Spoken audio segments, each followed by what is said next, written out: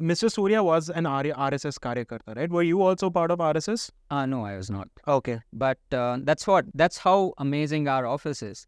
It's not like the perception that people see that you have to be from the Sangh, you have to be from ABVP, you have to be in the Yuva Morcha to be part of it. This is the perception that people have about RSS, that it's all serious. Okay. You're always involved in some protest or anything. RSS is not like that. Arvind, I'm sorry. Before you say it, I have to make it clear to the audience that this is not a paid podcast. Oh, yeah. Guys, this is not a paid podcast. I have invited Mr. Aravind to talk about the journey of an MP and what it's like working with him. But again, not a paid podcast. It is just for information. Hello, viewer family, and welcome to the 11th episode of the Barely Opinionated show. In this one, we have Mr. Aravind, who is the Chief of Staff at Tejasvi Surya's office, who is currently serving as the MP of Bengaluru South. He's an engineer by degree who went on to pursue journalism and law and is currently responsible for everything related to the MP, whether it's planning his social media and strategy or manages operations. We dive into the life of working with an MP, the challenges they have to deal with on a day-to-day basis, and the problems they face while helping the public. He also shares his journey of how he got into politics and a roadmap that maybe you could follow to get into the ecosystem. This conversation is not something you'll find anywhere on the internet, so make sure to listen till the end. And don't forget to subscribe to the channel with the notification bell on so that you can stay updated on our latest video. So let's dive in. Hi, Mr. Aravind. Thank you so much for joining us on the Barely Opinionated show. It's a pleasure. First of all, very basic question that I want to start off with. You work as the Chief of Staff at Mr. Tejasvi Surya's office. What does the Chief of Staff do? Okay. So funny you should ask that at the very beginning. So have you ever come across a Chief of Staff of any office in India? No, not really, because I've heard of Chief of Staff in the US. US, yeah. So it is kind of modeled on that. In India, the positions that you usually hear of are PA, personal assistant to the MP, PS, personal secretary to a minister, or private secretary, both are called as PS. Then you've also heard of officer on special duty or OSD. And then you have all these other posts like advisor, consultant, legal advisor, political secretary and all that. So what do you call a person who's all of this? Oh. So it's somewhat, my friend and I were thinking after the 2019 elections, that is when Mr. Surya, of course, got elected for the first time to the Lok Sabha. So we were thinking, what do we call myself? If I call myself a PA to MP, imagine yourself calling someone up from a ministry and you're talking to the PS of that minister, and then you say, I am PA to MP. So he will straight away only directly assume that you are someone who carries the MP's bag, or you are someone who lifts the phone of the MP when he's caught up and busy with some meeting, and you don't actually do something which is more important or say worthwhile, like think about political strategy or handle someone's social media communication. So in order to bring that seriousness, I think we thought of calling it Chief of Staff. And of course, the MP ratified it after we suggested that to him. So that's how I became a Chief of Staff. And I think many other political officers are also very curious about this particular post. They have executive assistant, they have PA, PS, so they never had a Chief of Staff. So let's see how many, I hope it inspires more political leaders to have such a position. So having said that, let's talk about what a Chief of Staff does. I briefly touched upon this saying I handle all of these things. So you're a jack of all trades, basically. Yeah. So in the morning, if I give you an example of how my day goes, I think all the viewers will be able to understand what a Chief of Staff does. So right now we are recording in Bangalore on 26th of July. So the Parliament session is going on. So when the session is going on, we have to file Parliament questions for the question hour, and that is supposed to be filed before 10 a.m. So when I wake up at 7:30 or 7 in the morning, I straight away go to the system and then think of what questions we can file, what kind of ministries we can touch upon, and then I do that. I reach office by 10 a.m. and then that's when the madness starts.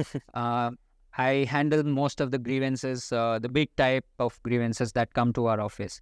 It can vary from something as simple as a a poor student wanting a fee concession in his college, straight up to rescuing a Kannadiga who's stuck in war-torn Sudan or Ukraine, or now I think the latest one is Myanmar. Right. So these are some of the things that we handle in the grievances, and we also come across some of the most craziest things.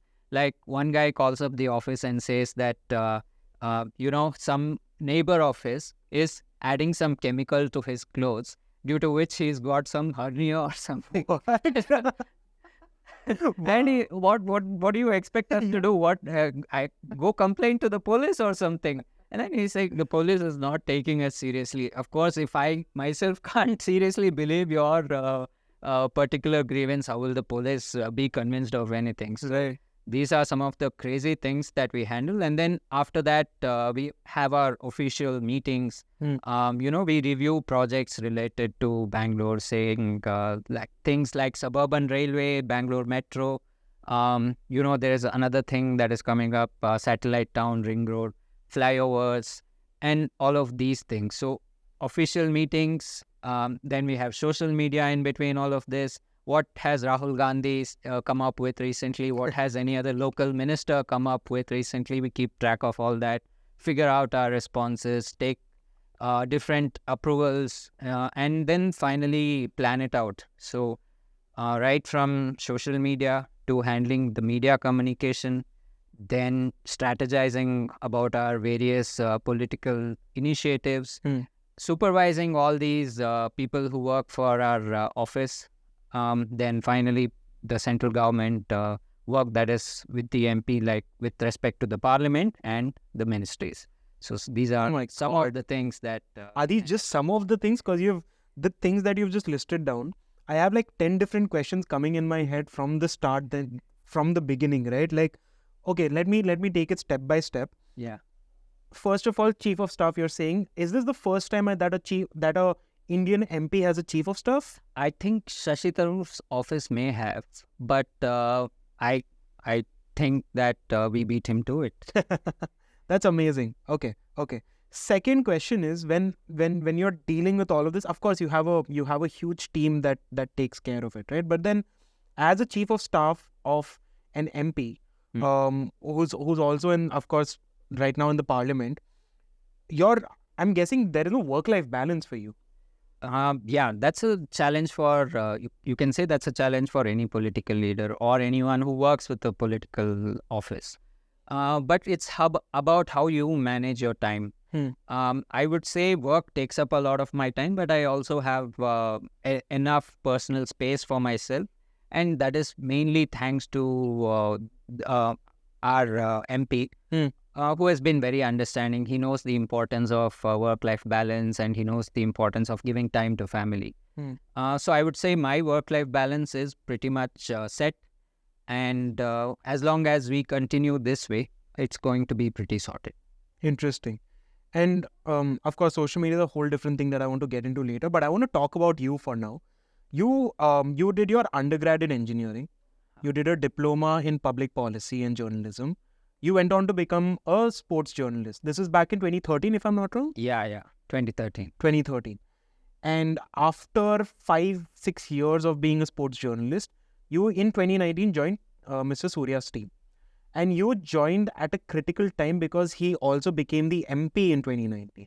Did you join before or after he became MP? No, I joined during the election campaign time itself. So that would have been madness, right? Yeah. But how did you transition from being a sports journalist to completely taking up a office role in an MP's thing? We like to call ourselves a political startup. In like the informal sense. How did I land up here? So what many people don't know is that he and I are classmates from school. Oh. So we have grown up together, and we both live in the same area. He and I went to school together, and then we also did 11th and 12th together, which is called Pre-University PU College in Bangalore, in Karnataka. And then I went my way. I did engineering, and then he pursued law. But we have always been friends. So during all these discussions that we have about our country, about the political scenario in our country, he was very much clear about the path that he wanted to pursue. And I was also sort of interested in the same path, but I was in engineering and I could not devote much time for political activities. Then I thought I've always been good at writing. I've always had a good knack of storytelling. So I pursued journalism immediately after engineering. And then we had both decided that in the span of 10 years, in a period of 10 years, no matter what happens, suppose he gets a chance to contest in an election in this particular 10 years, we will work our separate ways. We will pursue our careers. He became a lawyer. He was a good practicing advocate in the High Court of Karnataka. He's taken up a lot of cases, and I did my own sports journalism thing. Then we had decided that in this 10 years, suppose anything comes up where you get a chance to contest in elections, I will quit my job and I'll come and help you and we'll figure out together how to run a political office. So I kept up that word. Wow. And so when we were kids, I don't think you would take it so seriously that we would have made a lot of promises saying we'll keep in touch every 10 years and all that. But this is, I like to keep my word. That's amazing. Okay, but now that you've brought up that you both have been childhood friends, Mr. Surya was an RSS Karyakarta, right? Were you also part of RSS? No, I was not. Okay. But that's how amazing our office is. It's not like the perception that people see that you have to be from the Sangh, you have to be from ABVP, you have to be in the Yuva Morcha to be part of it, to be part of our office. We have so many people, we have so many women who are working with us, we have people who are not part of the Sangh. We have even taken up so many people who are just in college and they're working with us, managing both their college studies as well as our office work. So we ensure that there is a proper balance, there is no bias that is creeping in. Because we're all here to serve the people. Right? That was very interesting for me also because I had the privilege of visiting your office. And I remember speaking to Neeraj, who's here, right? Yeah. And I didn't realize I met him and he seemed young. I asked him, what are you doing? And he was like, I'm about to finish my graduation, which was mind-blowing to me. And he was like, I've been working with Mr. Surya for 3 years. So I personally didn't know that, is this something that Mr. Surya does, or is this something that's general in the political climate? See, it's something of a conscious decision that we have all come up with together, with his main onus on it being his. So the first thing, when we were all kids, when we were in college, we never had the chance to interact so closely with a government office or with an MP's office. When you were in college or something, I'm sure that many of us wouldn't have known who is our MP, what an MP office. Yeah, for sure. Where is our MP office, what an MP office functions like. We all have this perception which has come up from the movies, right? That is something that we wanted to change. So all our programs, many of our programs are related to how we connect with the youth. And that itself was the beginning of how we took in Neeraj. Neeraj is he just finished his college. Then we also have a person called Tushar in our Delhi office. He's pursuing his law and he's in the final year. Then we have a person called Pawan who just graduated. He joined us after graduating. And then we have 2-3 people who finished engineering and came to our office. And I myself, after joining this office, I am pursuing law right now. Oh. And I am in the final. How are you managing all of these things plus law? Well, I don't attend college. So that is one of the, I could say it's a perk, but... but preparation also takes time, right? Yeah. When it's time for the exams, I take a few days off and then prepare for the exam. That is how it works, even with the others who are still in college. Right. Yeah. So managing all of this and law is also something that I do along with being a chief of staff. Okay, so for the people that are watching, how can someone apply to join, say, Tejasvi Surya's team or any other MP or MLA's team in India? I was the only one who knew him from before and then joined the office. And we have 2, 3 other people who have been with us from the very beginning. But we have 10 to 12 people who have joined our office later on. The examples that I mentioned, they finished their engineering colleges, they finished their, they were pursuing some other degree. Then they just came up to our office or they dropped us an email and then they said that they would like to intern. I think interning with our office is the best way to actually get hired. Like Neeraj was an intern. Then there is a girl called Divya who was an intern. The first guy who was our intern is also in our office. So a lot of the hiring actually takes place through the internship. And during the internship, we kind of give small tasks to people and see how they react to people, how they react to different situations, whether they can handle the stress that comes along with the job or not, and how dedicated they are in serving people in suppose we have to organize a program, whether they take leadership in organizing the program, whether they arrange different things. We see all of this. We see their dedication to work, and that more than it's not like we're expecting people in our office to have some IIM degree, some IIT job, or that they should have worked in software for a couple of years and then joined our office. They should be smart, street smart people. They should be like you and me. Hustlers. Yeah, hustlers. They should be ready to dedicate their time and they should be willing to serve the people. That's the most important. That's interesting. So it's just about someone coming and seeking opportunity. Like it's... Yeah, our office is open for everyone. And even now we have people who have just walked into our office and are interning with us.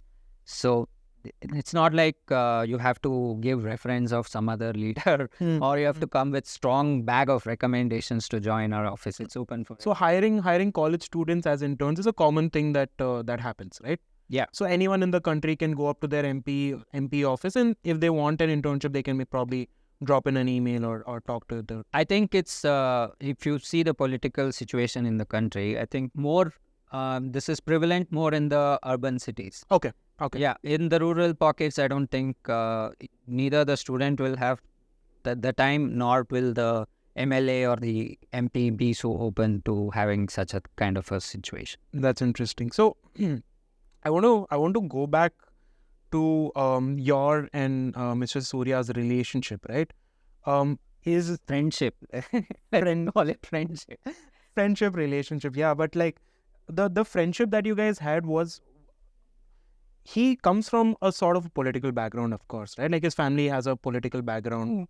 I mean, his uncle has been a serving MP, right? Yeah, no, not an MP. So he has been active from the very beginning in the RSS, ABVP, and the political circle. Do you know how he got into it? We have our RSS, all these, they conduct their regular programs in our area, and he's been part of that since the very beginning. And then he joined ABVP, Akhil. But what was it that inclined him towards, say, joining at a young age, right? Because at that point, it's, for me to think about joining such a serious organization at that point, it wouldn't make sense to me, because I'm like, yeah, I want to play. I don't want to do anything serious. I want to play my video game. I want to go down and play cricket. And that's what I used to do as say a 12-year-old or a 14-year-old. Yeah. So I think this is the perception that people have about RSS, that it's all serious. Okay. You're always involved in some protest or anything. RSS is not like that. Okay. Although I have not been part of it, I know for sure that they have the Shaka, which is conducted for 1 hour, 2 hours, twice or thrice a week. And they don't compel anyone to come every day. So you have a lot of time, even when you are young, to play your video games, to play your football, cricket, and whatever it is. With regard to Mr. Surya joining this at a very young age, so here we are talking about a person who at the age of 9, like in 1999, today is Kargil Vijay Divas. Right. We are celebrating the victory that we had over Pakistan in 1999. So in 1999, when all this happened, couple of soldiers died. So they were martyred, and he drew paintings and sold them in order to raise money. Wow. To provide money to the victims, to donate the fund that he has raised to the families of all these soldiers, all these fallen soldiers. So from the very beginning, he's been interested in the national cause, and he's been interested in ensuring that our country progresses a lot. We see a lot of development. There is, he's inspired by the readings of Swami Vivekananda, B.R. Ambedkar, and that is what propelled him to join all of these organizations. It is something that opened up a lot of avenues for him and all the others also. So we should see him as a person who represents an entire generation. So because of him, there are so many other people who are inspired. People like me, people like Neeraj. We wouldn't be here in this current position if not for him. Definitely. And he's also the national president of the Yuva Morcha, the Bharatiya Janata Yuva Morcha, the youth wing. And from that, he's inspired a huge generation itself. I'm sure. And a lot of people across the country, and not just in Karnataka. I'm sure. Like the way he conducts himself, although like his perception in the outside world is different, but when I personally met him, when I personally sort of interacted with him, his demeanor, it was very humbling, and it was different from what the public perception is. But I'll get to that later. I want to talk more about you joining the team in 2019, right before the campaign. Right, that would have been some crazy time, because that was he won with a big majority as well as an margin. Yes. Yeah.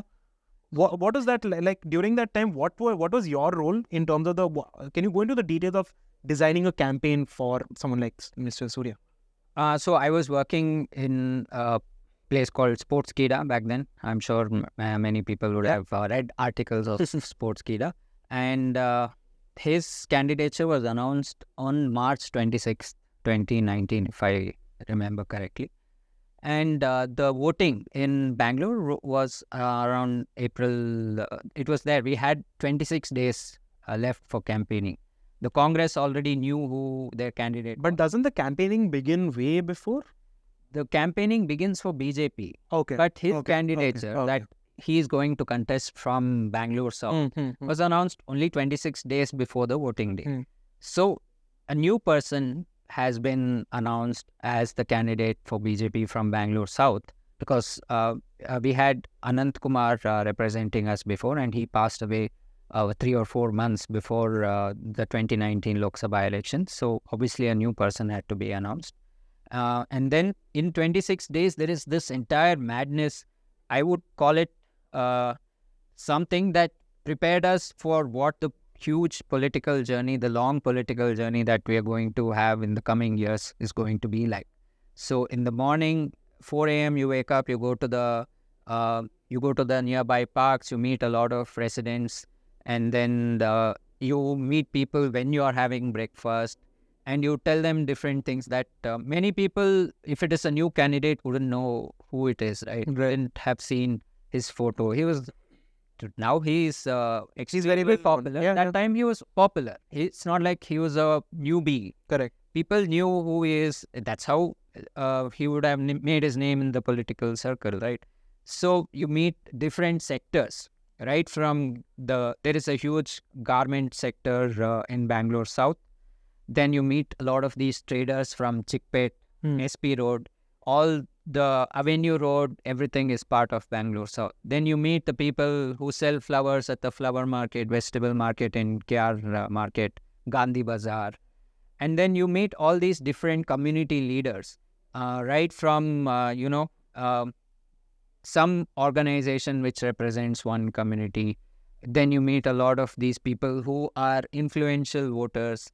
And you plan your entire, it's not possible to touch 22 lakh voters in a span of 26 days. Right. We have had 4.5 years. Even in these 4.5 years, which we have spent as being the MP office, we haven't touched 22 lakh people.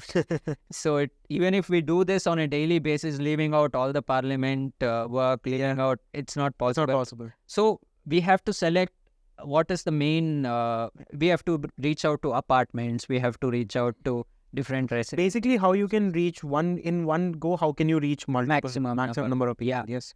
So you have to scale it up that way. And you have to cover different sectors. Right. And unlike other jobs, say if you are contesting for an election of a particular society or a trust, so you would be catering to only that.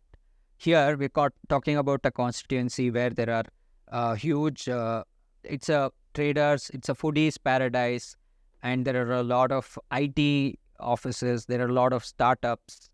You need someone who will be able to represent all these voices. You have to cater to the startup which is talking about artificial intelligence. At the same time, you have to also cater to the flower vendor who sells flowers outside the Devagiri temple or any other temple in Bangalore South. So he is someone who can cater to everyone. So in 26 days, from morning to evening, we just planned all of this. He went to different places. You have to cover 8 constituencies, right? So at one point, he will be somewhere near Silk Board. That area, HSR layout, Bobanahalli, that area. And right from there, it extends up to Chickpet, the Avenue Road. Right. So morning, if you spend 2 hours there, you have to come for another event here. Then you have another event in Baswangudi, Jayanagar, Vijayanagar, Govindrajnagar. The planning for all, I don't know how you were planning all of this, because it would have been such a task to be able to put all of this together, plan all of it, for him to be able to travel to all of these locations. And we were new people, right? Yeah. Fresh team. But fortunately, we had the guidance of many seniors in the party. In the BJP rather. And at that time, we had 5 out of the 8 assembly constituencies in Bangalore South, all these areas that I mentioned, Baswangudi, Jayanagar. So 5 of them were from BJP, 5 elected MLAs. So definitely they would also plan out a lot of campaign programs in their constituency. So they helped a lot. That helped us a lot. And of course, the biggest thing that worked for us, the biggest thing that worked for any BJP MP rather, is that we were riding on a huge Modi wave. Correct. 5 years of Ab Ki Baar Modi Sarkar. Then we had another Fir Modi Sarkar. I think that BJP name itself would have been a great playing field for you guys to sort of take it up a notch with then Mr. Surya coming in. Right? Of course, it would be foolish for anyone to say that we didn't. It was all Modi which drove the 303 BJP MPs that we have now in Parliament. He is the biggest factor that any of the MPs secured a victory. Interesting. Okay, I want to get into a little bit of details of political strategy, right? Yes, interacting with people and spreading the message of what you guys are doing and everything. All of that is fine, but then is there some sense of like how in competitions you have a person pulling down another person by doing whatever, right? Is this something that is part of people's political strategy, where you are, say, demeaning another politician in some, like, I'm not saying, of course, you counter someone else's point, that's a different thing. But what I'm saying is information comes out that shouldn't come out of the opposition, that doesn't put them in a good light. Is that something that's part of people's strategy? It is. It has become part of the political discourse now. Not just now, it's been a part of. It's been the oldest trick in the book too. If you can't win against person, beat him down so that people don't want to vote for him. Correct. And that has happened with us also. So that's when I mentioned that there is a lot of stress which comes with this job. I mean, when I joined in 2019, I didn't have so many gray hairs that I have right now. So it's a lot stressful, and you over time you build that mental strength within you to ignore all of this, to only respond to whatever is most important and focus on what work that what the priority is. So yeah, that's how it works. Interesting. So now coming on to after, what was it first of all, what is it like winning the election? It would have been a big deal for you and, like, of course, the team, right? any victory. It's a privilege to represent an area like Bangalore South. It's a fantastic, magical place. You where you have most of the residents who call Bangalore South the paradise of Bangalore. You have 3 urban constituencies in Bangalore, out of which Bangalore South is the pick of the lot. Yeah. I love Bangalore. Like, I'm so much in love that I've planned my retirement also here, although I'm just 24 right now. But I do have one problem. What is up with the roads of Bangalore? Why? First of all, why do they keep breaking? Second of all, the construction has been so slow. So I told you about where I live, right? So right opposite that place, National Games Village, there is a huge plot of land which was supposed to be made into a mall or something. Huh. You know about this? Yeah. And that place was just abandoned for at least a good 5-6 years, and then now the project is sort of taken. Why do these things happen? What stalls all of these projects? Even the Ijipura flyover. Recently, there was a funny incident where that place was marked as a historic monument. There was that meme where he said many things change in Bangalore, but not Ijipura. Exactly. That thing has become a meme, and the roads of Bangalore has become a meme for not just Karnataka but the country in general. Why is it like that? Okay, so what I say may not please everyone. What I say may not. It may sound like an excuse to some people also. But handling roads, handling infrastructure is primarily a state government issue. Okay. So what we can do as the representative of the center is we can ensure that central government projects are taken up with a huge priority. So no prime minister has done for Bangalore as much as the current prime minister Shri Narendra Modi ji has done. I'll give you an example. So you have the metro construction. 2014, when Modi ji first came to power, there was only 7 kilometers of metro, that MG Road to Bangalore. Now we have, I think, 72 kilometers, which is the second highest after Delhi. Okay. Then we have another project called Suburban Railway Project. So for 33 years, for 4 decades almost, this project kept on being discussed. It's called Suburban Rail. So when you call it Suburban Rail, where do you expect the Suburban Rail to suburban areas? So in these 40 years, all these suburban areas have now become part of our city. Like you have Sarjapur, Pormangla, all these, the suburban rail passes through KR Puram, Bayapanalli, Kengeri, all part of now mainstream Bangalore. So for 40 years, this was not taken up, and now it's being done in the span of 40 months. So then, apart from this, now the changes that you see in terms of the national highway construction is amazing. Like they have set Guinness World Records for the highest number of roads being taken up, the longest stretch. 40 kilometers of national highways being constructed per day. So these are the sort of things that the central government has brought. Unfortunately, the state government has not reflected the same kind of. But doesn't the MP have a say, like as a representative? Doesn't the MP have a say in all of these things as part of their constituency? Can't they do anything that makes it faster or makes state government more accountable? Definitely. And I'm coming to that. So now let's talk about Ijipura flyover. So this flyover started in 2018 and it's a 2.5 kilometer stretch. National highway, we say that we build 40 kilometers per day.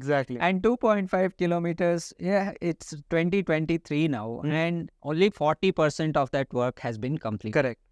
So the contractor who is supposed to do it has gone bankrupt. And he's constructed this 40% at some cost. That cost is escalated now. So a new person, with the High Court order and so many protests, so many things that we have done in order to speed up this particular Ijipura flyover, they said choose another contractor. That new contractor who is coming up, he is not ready to take it up. It's still there's no new contractor who has been appointed as of now. I believe the work is happening, or right now it's completely paused. No, they have the BBMP has put up tender 5 times and nobody has qualified to win the contract. And until then, only if we get the national highway guys to do it or something, only then this will be completed. So yeah, this is where the MP can bring up political, he can make this a focus, a focal point of any campaign. Like you couldn't, the state government couldn't do this particular 2.5 kilometer stretch in so many days. And it's something for Bangalore that we are doing. It's not, there is no BJP versus Congress. Exactly. in this. See, I have to travel every day from that area. I have suffered for 5 years now. Yeah, and see, we get so many people complaining about back pain. So many people ride the two-wheelers, fall down, break their backs. And Correct. they file cases against BBMP. And still, I don't know, sometimes I think whenever you know of a particular VIP visiting Bangalore, they'll do the roads Correct. so nicely. Correct. Yeah. I want to know what kind of criteria, what kind of amazing construction material or construction strategy that they use. Only for those 3 days that this VIP visits, the roads will be fine. The 4th day, again it's back to the Normal. all the roads are broken, there are potholes everywhere. How does it happen? I know.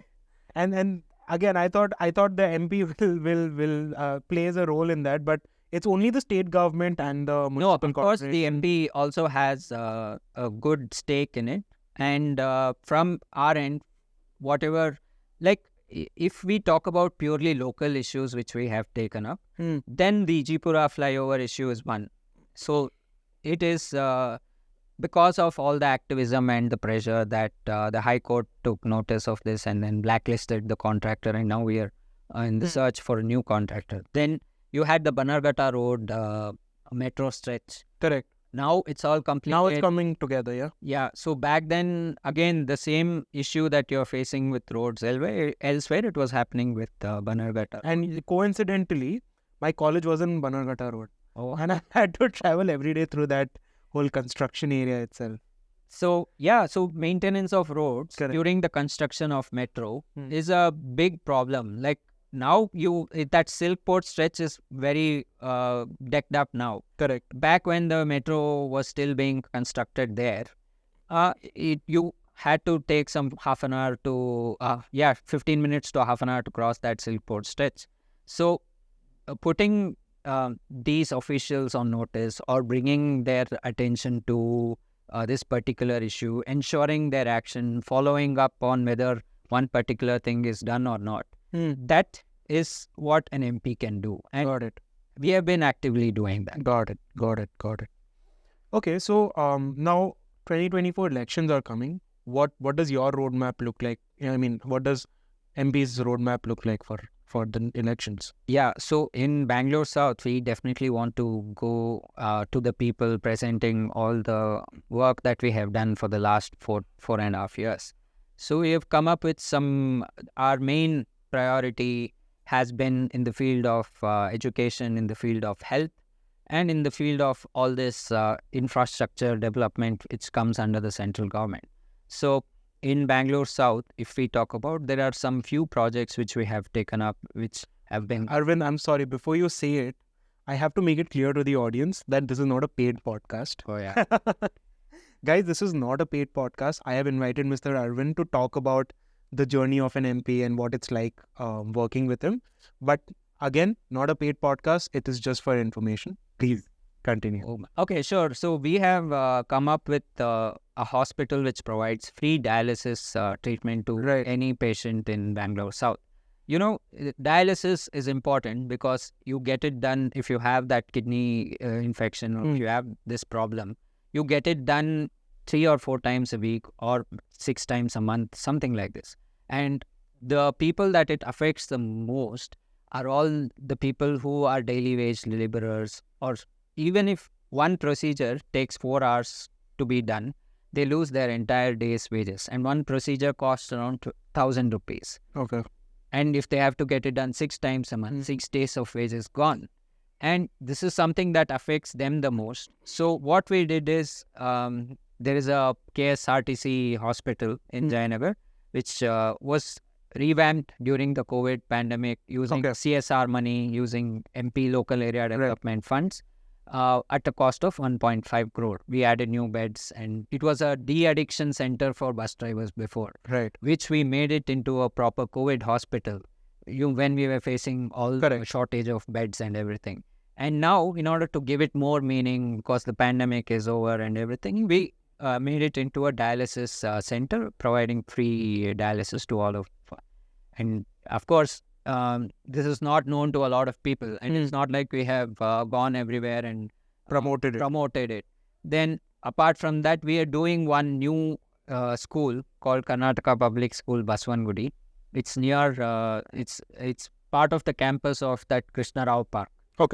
Right next to the Baswangudi police station. We call that Tagore Circle Junction or whatever. So this school is only an all-girls school, and it's from the pre-independence era. And you can still see the stone structure. And so since it's old, all the classrooms are broken. You have broken desks and everything.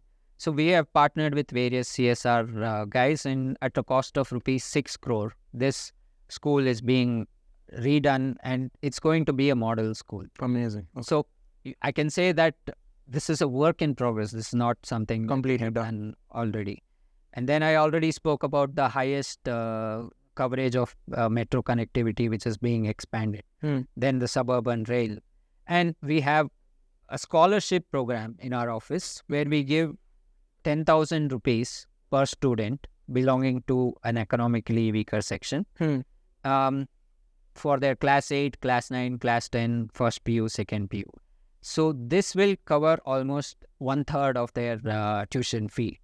And we have the aim of supporting 10,000 such people with 10,000 rupees scholarship. This is called Namo Vidyanidhi scholarship.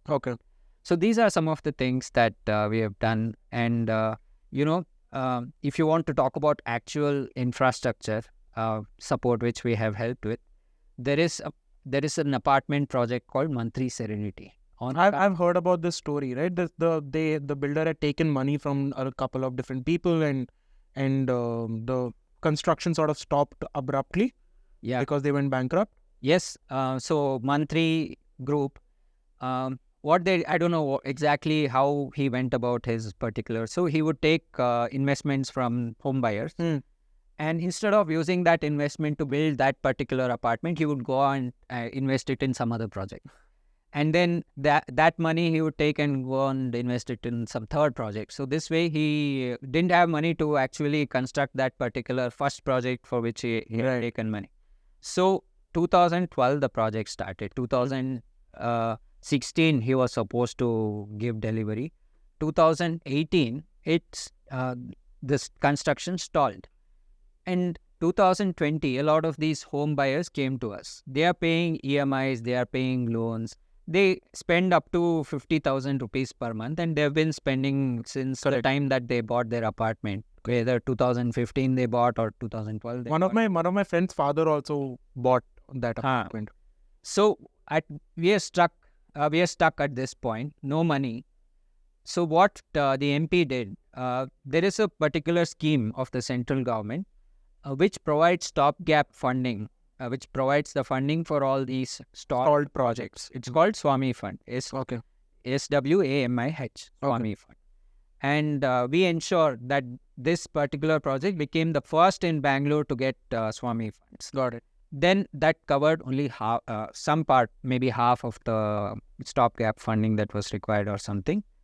So just like that, we were thinking of who to approach. And then the MP called up Ajay Piramal of Piramal Group, which provides a large amount of funding for all these projects.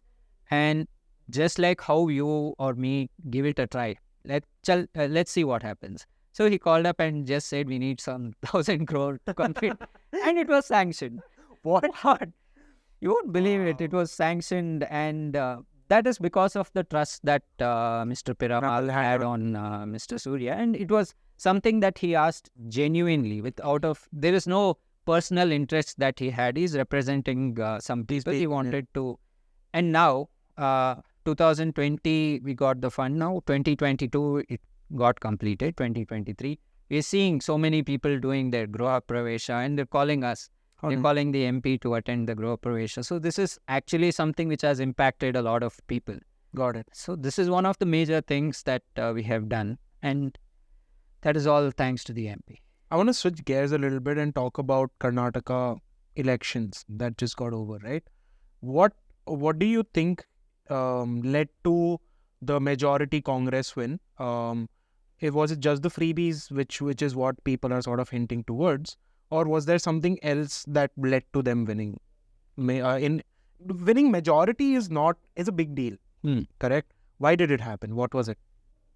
So Karnataka has been a state where it has always, the government has never been able to retain its majority in the next coming. So in this particular election, if we talk about, let's see, on the Congress side, we had two candidates to become the chief minister before the election: Siddaramaiah, who represents the Kuruba community, and Mr. D.K. Shivakumar, who the deputy CM now, who represents the Vokkaliga community.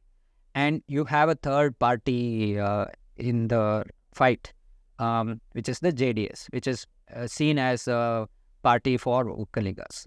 And Vokkaligas are generally geographically situated in the southern part of Karnataka. Okay.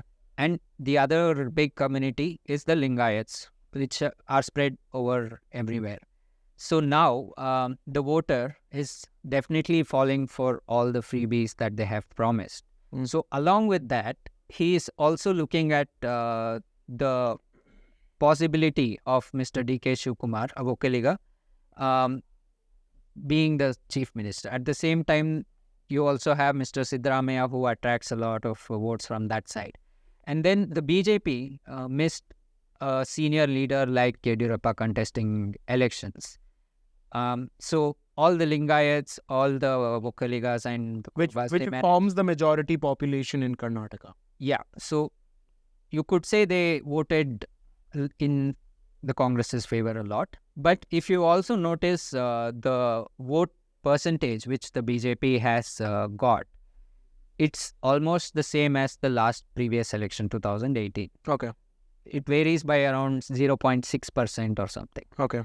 The vote share that the Congress got is basically all the votes that the JDS was supposed. The JDS's vote share decreased. The Congress's vote share increased. So this means that the JDS vote share, which was there, shifted to Congress. So as a result of this, the number of seats that the JDS won, which would have won, went to Congress's favor.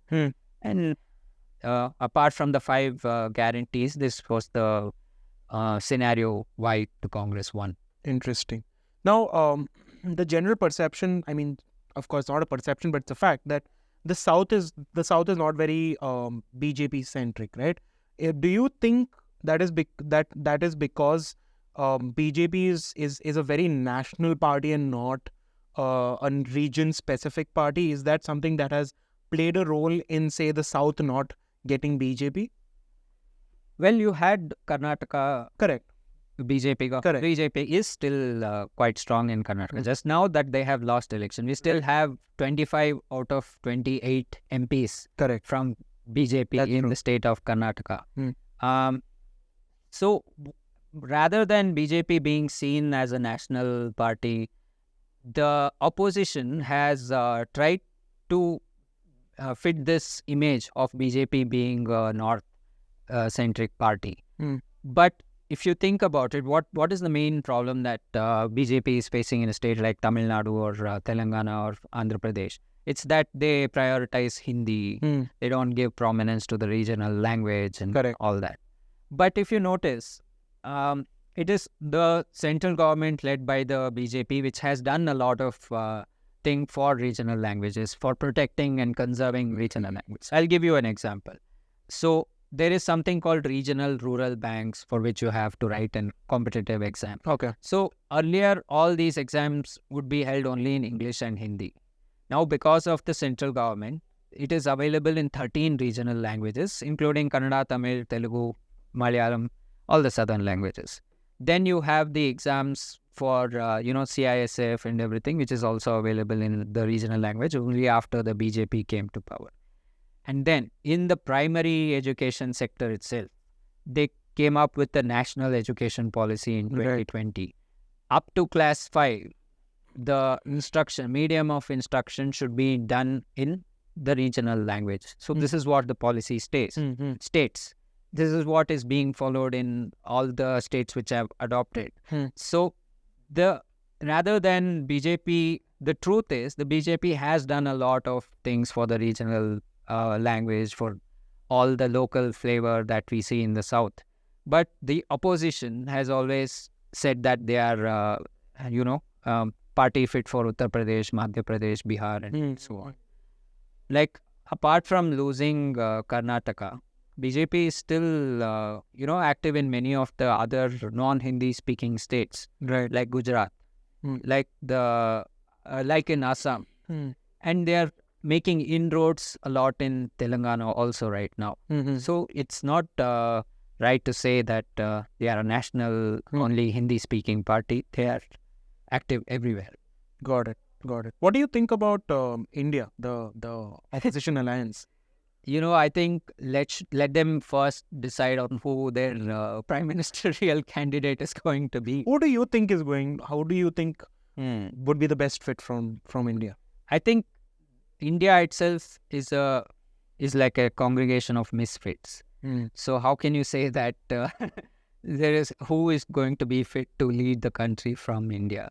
So let's not even get there. Like when you're talking about people like Lalu Prasad Yadav, the kind of things which he has done, fodder scam, he definitely has an image of being a corrupt politician. Correct. He's convicted of that. Correct.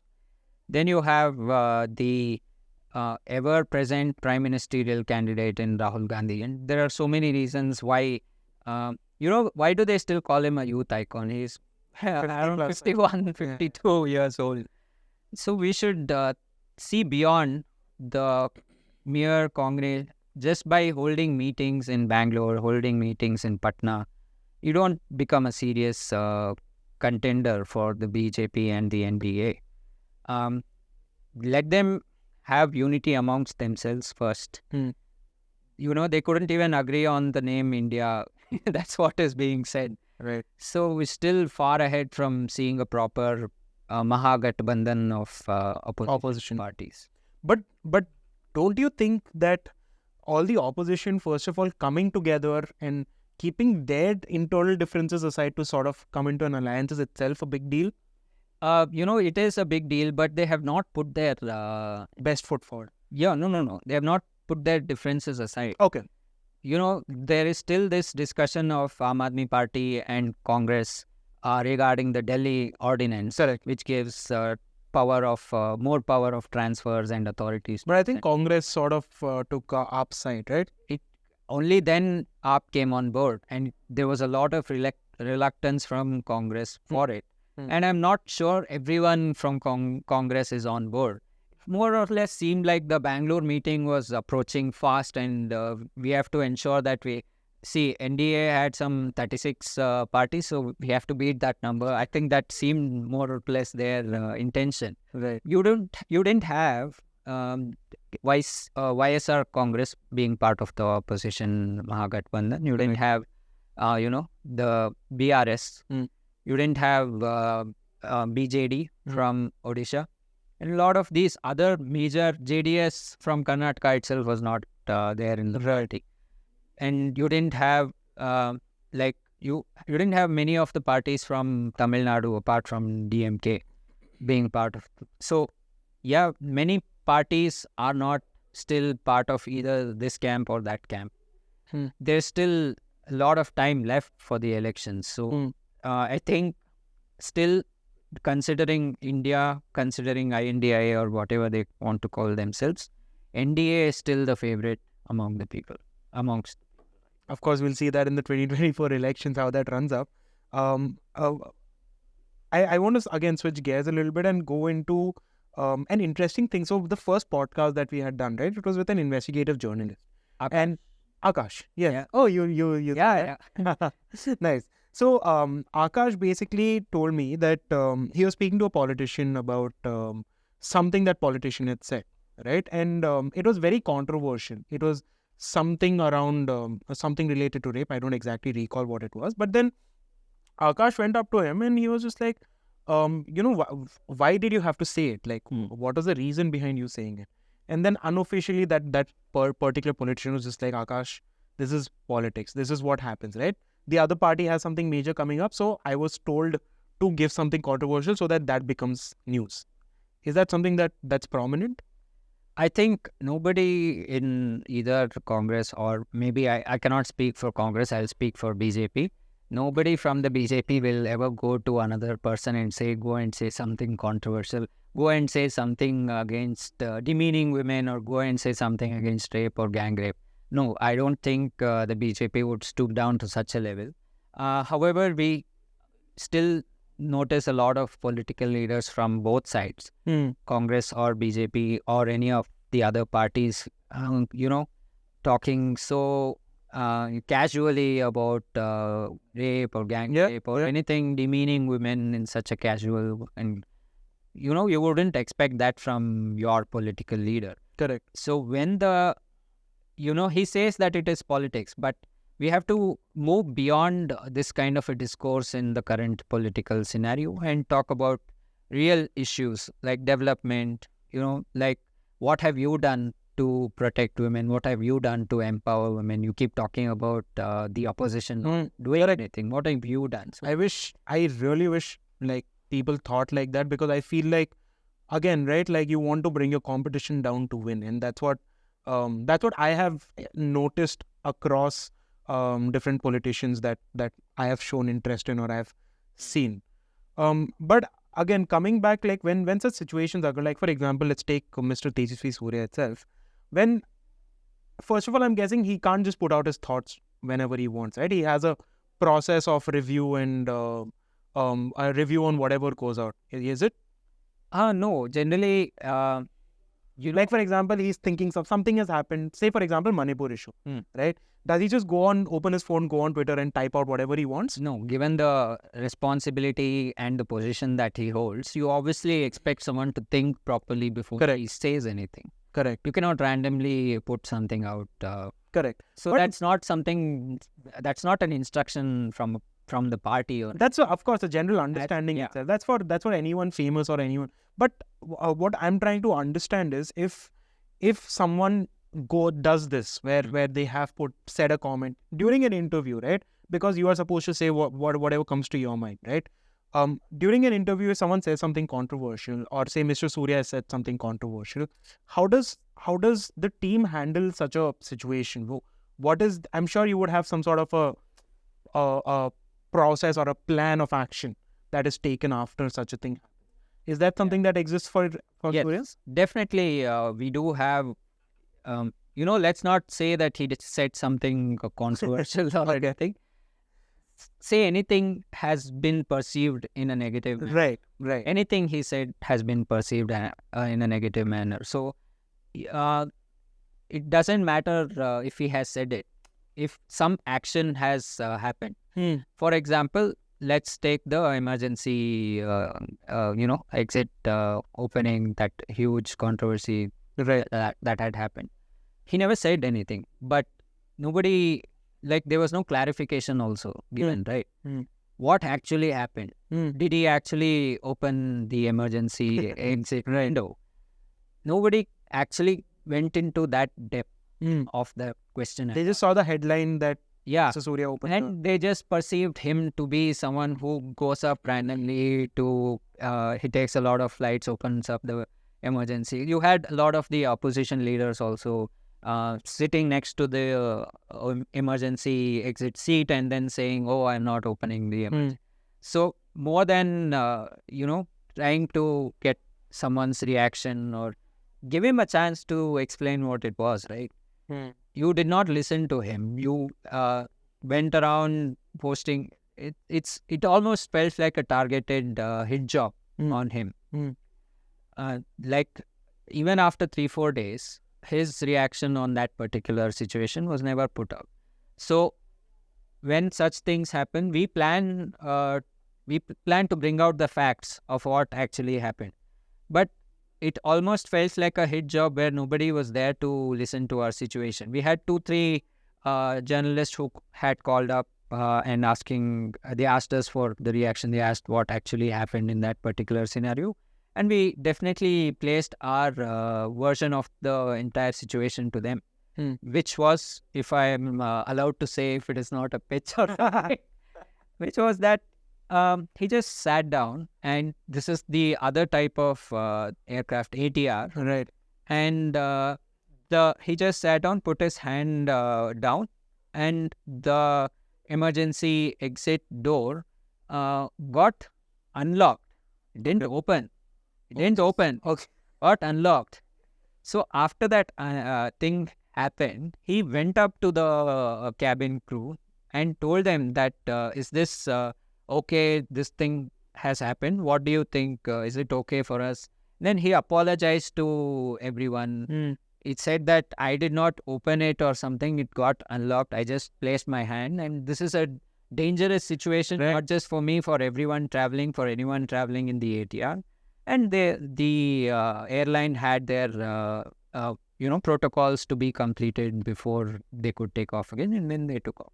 After that, we have seen so many situations, so many instances where the ATR emergency exit seat has been unlocked. Correct. No fuss was made of that. So I leave it to the viewers again to decide whether this was a hit job or he's actually a person who goes around opening emergency exit. So back to your question. So we have a strategy. We do come up with things. We get to the depth of what has actually happened, and then we put out our version. It also is important on when we react and who is the person to react. It should matter, like if something happens to someone else, we should not be the person reacting to a certain situation. So depends on the situation we go about it. Okay, got it. Interesting. I think I just want to ask last question, but like last topic I want to touch upon is these parliament sessions that happen. Especially, I don't know if it's especially this time or I think in general, but like a lot of sessions are just getting over within few seconds, few minutes. And these parliament sessions don't happen every day. There are particular timings for such sessions, right? Don't you think there has to be a way or there has to be a process that should be set up to make parliament sessions more efficient? Definitely. See, as a youngster and like any other youngster, we want our time to be valued. We want the time to be used in the most efficient manner. We spend so much money. It's the taxpayers' money which goes out paying for all these, the time used in the parliament, maintenance of all the parliament building, everything. And then you have a situation like it is acceptable to certain extent if the opposition wants to discuss about some particular topic. They draw the attention of the government and then they say we want to discuss about this particular topic. Right now, the parliament session is being hijacked because of the opposition's protest over the Manipur issue. Correct. Government has clearly stated that we are ready to discuss whatever issues we have. Just let the parliament function, and still they are not. But why is that? Why, if the government is ready to talk about it, if the opposition wants to talk about it, then why is it not happening? What is opposition does not want to talk about it, right? The government is ready to talk about. They said, let's discuss Manipur. Correct. Government has said, okay, we are ready to discuss Manipur. And now, then you say, if the government has already said yes, what kind of an opposition is this, which stops the parliament and then says the government is not ready? It actually makes you think about their intention. It's whether to stop the parliament from functioning or to actually discuss the Manipur issue. This session this was because of the Manipur issue. The previous session, budget session, was some other issue. Before that, we had the winter session. That was some other issue that they... So this is just a strategy to stall, say, important discussions that are supposed to happen, which may lead to better policies or something? See, if you notice in 2019, 2021, when the government was active when the government came after the re-election. The first session was the session with the highest number of bills discussed and passed ever in the history of India since 1950. But then there was again controversy during that time because a lot of bills were just because, of course, BJP had majority. A lot of bills were just passed because they had the majority. There was no discussion that was required. Voting happened and everyone voted yes. So it's a sound-based voting system that we have right now. And if any member objects to it, then you go for the voting. Right. During that time, it's not that they didn't discuss it on anything. The opposition walked out. So when you have the opposition walking out, the remaining people, whatever the decorum is present, you discuss with them, then you pass the bill. And none of the bills have been passed in an unparliamentary or unconstitutional way. Right? All the bills that have been passed in the first session have been passed by following the proper procedure. It's just that because BJP, because N.D.A is so efficient in managing the parliament, that the opposition wants to pick out and not let the BJP discuss anything.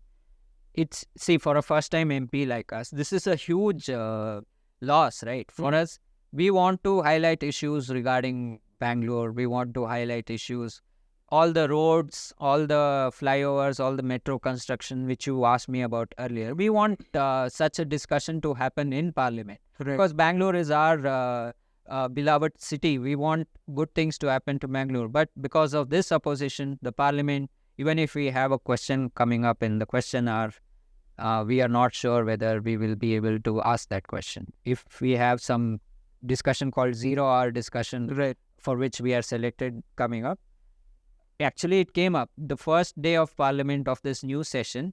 We had put out a notice regarding the law and order situation in Karnataka, and it got selected. He had to speak. The MP had to speak. But because of the opposition logjam, it didn't. Okay. So it's a loss for not just the opposition, not just the government, for the people as a whole. Correct.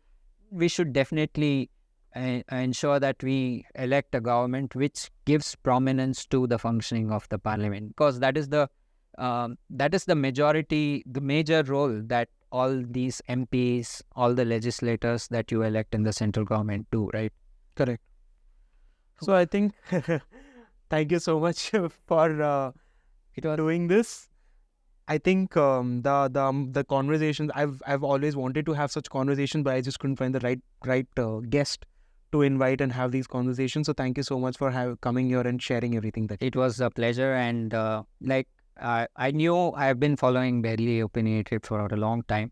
Akash, Shreya Kapoor, all these really? you have had over the episodes of podcasts that you have done. I have seen all of them and I've listened, and I'm a follower of your works. That's amazing. That's amazing. Thank you for putting out content like the ones that Barely Opinionated does, and I'm sure it's well received, and I wish you the success. Thank you so much, Aravind. Aravind, any last message for the audience? Anything that you want to talk about? Wow, I don't know. This is a question that I was not prepared. So like, share and subscribe. Like, share and subscribe. Thank you so much.